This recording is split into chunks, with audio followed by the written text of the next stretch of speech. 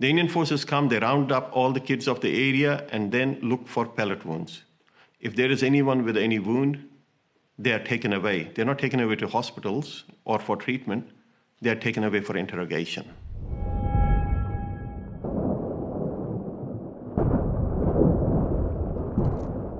Growing up in Kashmir has different perspectives to it. One is life in one of the most beautiful places in the world. It's also referred to as heaven on earth. Then there's the other side to it where you have the military presence, and the BJP-led government of India passed a law within the Indian Parliament, basically revoking the legal connection between Kashmir and India. And that was, the status was changed. It was made as a centrally administered territory.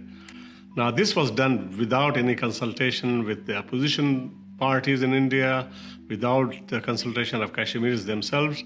And India is supposed to be the largest democracy in the world.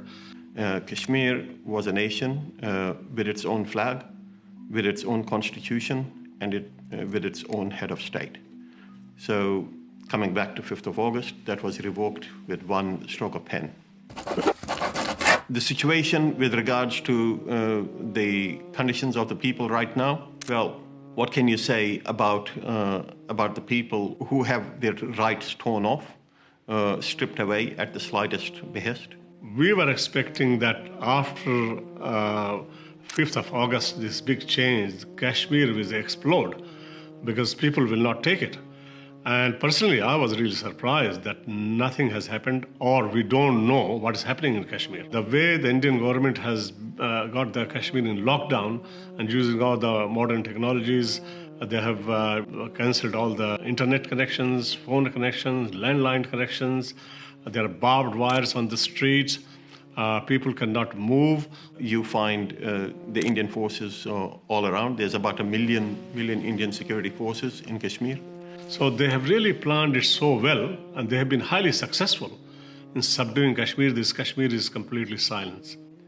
At night, the Indian forces go into houses and they arrest all the kids. They round them up and check them for pellet wounds. Pellets are used by Indian forces to fire at crowds. They're like a marking, and many people have died and many people have lost their eyesight as a result of that.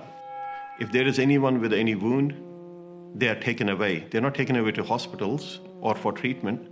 They are taken away for interrogation. So that's how the Indians have started to identify people who participate in protests. The response from the Muslim world is really poor.